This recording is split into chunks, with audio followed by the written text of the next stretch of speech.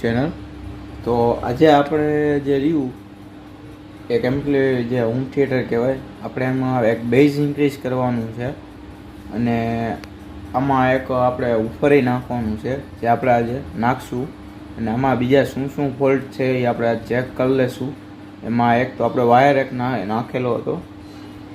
તો આજે આપણે આ વિડીયો કરીશું ચાલુ. Let's go.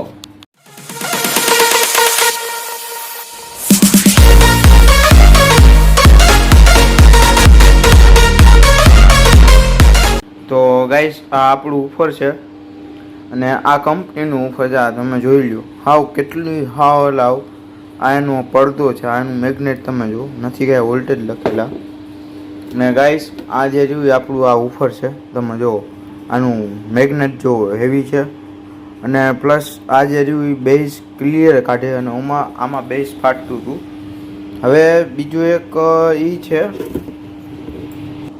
આમાં એક બીજું એક એ છે કે જે રહ્યું એ 20-30 આઈસી ઉડેલી છે, તમે જોઈ લો. અહીંયા આપણે રીસરનો લેમ્પ ચાલુ થાય છે, જે ન થવું જોઈએ. તો આજે આપણે આનું ડિસોલ્ડિંગ બધું કરશું. તો ચાલો આપણે આનું આજે રિપેરિંગ કરી નાખીએ. આ જે રહ્યું ગાઈઝ મારા ખાસ અંગત મિત્ર છે, જે જીશાનભાઈ જે રહ્યા ને એનું છે આ હોમ થિયેટર. તો આજે આને આપણે રિપેરિંગ, તો આ આઈસી જે રહી ને, આઈસી બધામાં હાથ રાખશો એટલે તમને ખ્યાલ પડશે. જે વધારે હીટ થતી હોય ને એ ગઈ છે. તો આપણે આવડી આઈસી મેઇન આ આઈસી એક ચેન્જ કરી નાખશું. તો ચાલો જોઈ લઈએ. તો ગાઈઝ આપણે આ ઉપર ચાલુ થઈ ગયું છે અને તમે જોઈ લો લેમ્પ. હા, ઓકે છે. હવે આપણે એક મોટો એક ઇન્ક્રીઝ કરીશું. જે બેઝ જે આ જે રહ્યું આ ઉપર નાખ્યું એટલે આપણે આઈસી મોટી નાખવી પડશે. તો હવે આપણે જે રહી ઉપરની આઈસી કઈ છે આમાંથી જોઈને એમાં 20-50 જે ઓરિજિનલ આઈસી આપણે જે રહી ને એ આપણે આવડી આ આઈસી જે રહી ને 20-50 નાખશું. એ આમાં નાખશું એટલે જેથી કરીને આ ઉપરનું સાઉન્ડની બધું ઇન્ક્રીઝ થઈ શકે. અને આની આઈસી આપણે આમાં નાખી દઈશું એટલે આ ઉપરની આઈસી છે. તો ઉપરની આઈસી એમાં નાખીને તમને હું કમ્પ્લીટ ટેસ્ટ કરાવી દઉં છું. તો ગાઈઝ, હું તમને આ ચેક કરાવી દઉં છું કે આ ઉપરનો અવાજ છે અને આ 44 આ 20-30 આઈસી લાગેલી છે એ. અને ત્યાર પછી હું આવડા ઉપર આમાં તમને હું ચડાવીને દેખાડીશ.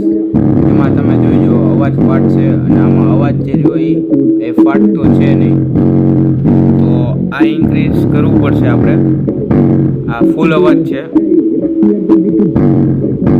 હું આનો અને આનો બેનો હું કરી દઈશ તમને, તમે જોઈ શકો છો. તો ચાલો આપણે આનું આ આઈસી જે રહી આમાં આપણે બદલાઈ નાખી છીએ. તો ગાઈસ, ખાસ એક ધ્યાન રાખજો કે હવે જે આપણે આઈસી બદલાવીને એમાં આપણે હીટસિંગ પેસ્ટ જે આવે હું તમને બતાડી દઉં એ તમારે ખાસ લગાવવો પડે. કારણ કે જે આઈસી જે હીટ થાય ને હીટ આ જે ઓબ્ઝર્વ કરી લઈએ. આપણે આ હીટસિંગ પેસ્ટ એમાં લગાડવાનો છે. તો આમાં નથી, તમે જોઈ લ્યો. આમાં કંપનીવાળાએ માર્યો જ નથી, નકર આપણને ખ્યાલ પડી જાય. હવે આ એક આઈસી હું બદલાઈ નાખું, ડિસોલ્ડિંગ કરીને પછી આમાં લઈ લો. આમાંથી પછી એક આવડી આઈસી જે રહી આપણે નાખી દઈશું અંદર. ઓરિજિનલ આઈસી છે ગાઈસ, નકર ઓરિજિનલમાં તમને છે ને ફાટશે નહીં સાઉન્ડ. જે ઓરિજિનલ જે વસ્તુ જે આવી ઓરિજિનલ જ કહેવાય. તો ચાલો હું આને બદલાઈ નાખું છું. ત્યાર પછી આને હું કમ્પ્લીટ પેક કરીને ત્યાર પછી આને હું વગાડીશ. તમે જોઈ લેજો કેટલો ડિફરન્સ પડે છે ને એમાં સાઉન્ડમાં. તો ગાઈસ, આપણે આ રીતે બે આઈસીમાં જે રહી હીટિંગ પેસ્ટ આપણે લગાવીને આમાં આપણે હવે કમ્પ્લીટ. અને ગાઈસ, આમાં તમે કંઈ કંજૂસી ન રાખતા, કારણ કે આ વસ્તુ જે રહી હીટ ન થવા દે, આઈસીને હીટ અબ્ઝોર્બ કરી લે. આ વસ્તુ જે રહી ને થર્મલ પેસ્ટ કહેવાય ને હીટસિંગ પેસ્ટ કહેવાય. તો આ જે રહી લગાવવી જરૂરી છે. આ જે રહી આઈસી 20-50 એટલે નાખું છું કારણ કે એ 35 વોલ્ટનું સ્પીકર થાય. એટલે આ જે આવે એ મેક્સિમમ 15 વોલ્ટ આઉટપુટ કરી શકે અને આ સીધા 15 વધી જાય. આપણે જે રહ્યા આ 35 વોલ્ટ આઉટપુટ કરે એટલે આ આના કરતાં વધારે પાવરફુલ છે. એટલે આવડે જ ગાઈસ નાખજો, હું તમને કહું છું. હજી નકર આ ઉડી ગઈ એક આઈસી જે રહી ખરાબ હતી એ આઈસી હું આમાંથી ચેન્જ હું કરી નાખું છું. ઓકે, તો કન્ટિન્યુ તમે વોચ કરજો. અને આ રીતે મેં ડિસોલ્ડિંગ વાયરથી ને મેં કરી નાખ્યું છે. અને ત્યાર પછી અહીંયા હું ઓલો પીસીબી ક્લીનર જે રહ્યું મારા પાસે એનેથી હું સાફ કરી નાખીશ. તો ગાઈઝ આ તમે જોઈ લ્યો, આનું પાવર કેટલો વધી ગયો છે તમે જોઈ શકો છો. નકર આટલું બેઝ આવતું નહોતું આમાં. આ આપણું જે રહ્યું આપણું ઉપર છે, નકર આટલું બધો બેઝ આવતો નહોતો. અને મેં અહીંયા બધું કમ્પ્લીટ કરી દીધું છે વાયરિંગ. હવે આને હું કમ્પ્લીટ ફિટ કરી લઉં છું. તો ગાઈઝ જોઈ લ્યો, આ આપણું ઉપર નાખેલું છે. આ જે રહ્યું એ આપણું છે લીધેલું. તમે જોઈ લ્યો આનું બેઝ. અને ગાઈઝ આના માટે તમે છે ને હેડફોન વાપરજો, ત્યાર પછી ખબર આમ જો આ બધું આખે આખું હલાવે છે. તમે જોઈ લ્યો.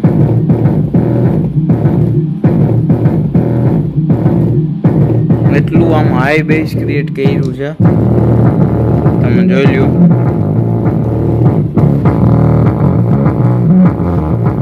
જો છે આવડવા ચેક. હવે હું તમને આવડવા ચેક કરાવીને દેખાડું છું. આ હાલશે જ નહીં, તમને ગેરંટી મારીને કહું છું. આ આપણે હવે ચેક કરીને તમને બતાડી દઉં છું આવડવા જે રહ્યું અહીંયા નાખીને. ઓકે, તો જો ગાઈસ આ એનું કંપનીનું છે, કેવું વાહિયાત વાગે છે. આમ જોઈ લ્યો, હાવ બેકાર. આમાં કઈ બેઝ છે જ નહીં ગાઈસ. જો આ એ કંપનીનું છે.